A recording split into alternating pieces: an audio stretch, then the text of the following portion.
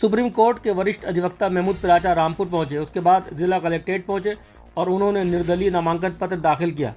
नामांकन के बाद महमूद पिराचा ने मीडिया से बात करते हुए कहा, ईवीएम का आंदोलन चल रहा है और उसका मुझे मेन चेहरा या मेन सिपाही माना जाता है। ईवीएम के जितने भी लोग एक्टिविस्ट थे उन सब लोगों ने मिलकर ये तय किया, एक आदमी ऐसा होना चाहिए जो ईवीएम को लेकर, जो पॉलिटिकल पार्टी है उन्होंने सहयोग तो किया लेकिन सड़क पर आकर हम लोगों का सहयोग नहीं किया। ईवीएम का आंदोलन कहीं इस इलेक्शन के शोर शराबे में दब न जाए। एक इलेक्शन एक ऐसा व्यक्ति लड़े जो ईवीएम के अंदर घुस कर जाकर के उसे भी हरा सके। उसमें देश में सबसे अच्छा आदमी मुझे माना गया। दूसरा ये था कि आप ऐसी मुश्किल जगह से चुनाव लड़े जो भारतीय जनता पार्टी की जीती हुई सीट हो, जहां पुलिस और प्रशासन का एकदम टेरर हो, इसलिए रामपुर चुनी गई। हमारे ईवीएम के एक्टिविस्ट से चुनी है क्योंकि रामपुर में भारतीय जनता पार्टी की जीती हुई सीट है।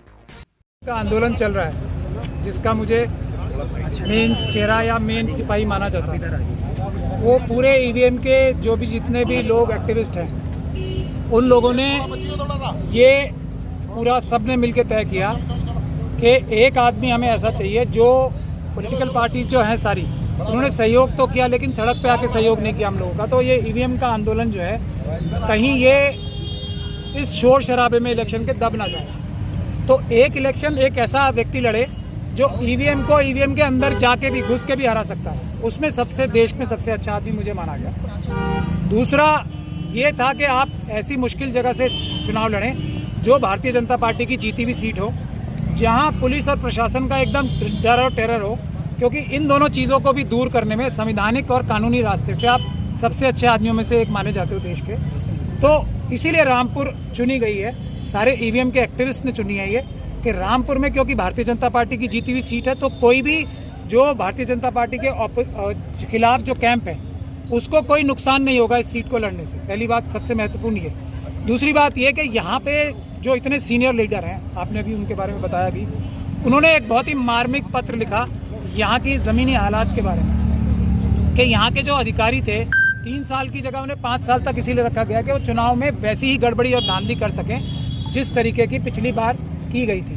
तो ये इलेक्शन कमीशन जो है हज़ारों करोड़ रुपए खर्च करती है इस बात के लिए कि लोग ज़्यादा से ज़्यादा तादाद में वोट डालने आए। ये बात तो सही है ना, वोट ज़्यादा डालें, इसके लिए इतने हज़ारों करोड़ रुपए कैंपेनिंग चलती है, बड़े बड़े फेसेस इसके लिए एंगेज किए जाते हैं। और रामपुर में क्या हुआ, देश के बाकी जगह भी हुआ, जो कमज़ोर वर्ग थे उन्हें घरों के अंदर से निकलने नहीं दिया गया। ऐसी खबरें हमारे पास आई। तो इसलिए भी मुझे चुना गया है कि मैं इन सब चीज़ों को रोक लगाने में देश का सबसे अच्छा व्यक्ति माना जाता हूँ। तो मैं ये ऐलान करता हूँ यहाँ से, आज के बाद रामपुर में संविधान और कानून का राज चलेगा।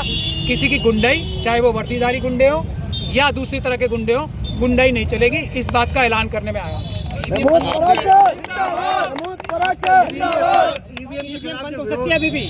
देखिए, मैं वही हूँ ना, इस बहुत 2 महीने से प्रचार कर रहे हैं। मैं अभी भी बता रहा हूँ आपको कानूनी तौर पे, इसीलिए मुझे चुना गया ना ये मुश्किल सीट से, जो भारतीय जनता पार्टी की जीती हुई सीट है, कि कानूनी तरीके से। और मैं ये साबित करके दिखाऊंगा आप सब लोगों के सामने आने वाले दिनों में। आज भी पेपर बैलेट से चुनाव होना कानून है, ईवीएम से चुनाव होना आज भी गैर कानूनी है, जब तक के चुनाव आयोग किसी खास सीट पे खास वजह ना बताए कि हम यहाँ पे मत पत्र से, पेपर बैलेट से चुनाव नहीं करा सकते। इसलिए हम चाहते हैं कि यहाँ पे ईवीएम से चुनाव हो। ये कानून है। एक भी जजमेंट ऐसी नहीं है सुप्रीम कोर्ट की या हाई कोर्ट की जो ये कहे कि पेपर बैलेट से चुनाव नहीं होने चाहिए। एक भी जजमेंट ऐसी नहीं है हाई कोर्ट और सुप्रीम कोर्ट की कि चुनाव सिर्फ ईवीएम से होने चाहिए। ये मैं साबित करूंगा आप लोगों के सामने सबूत के साथ। क्या आपको लगता है यहाँ पर धांधली होने वाली है? धांधली तो पूरे देश में हो रही है ना। ईवीएम के माध्यम से 20% वोट एक्स्ट्रा लिए जाते हैं एक खास राजनीतिक शक्ति द्वारा।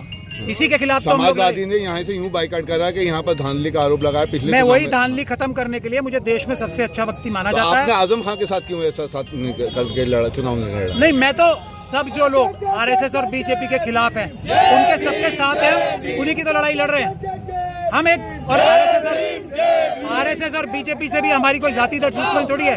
वो आज संविधान का विरोध छोड़ दें, संविधान खत्म करना बंद कर दें, तो हमारी इतनी लड़ाई नहीं रह जाएगी उनसे।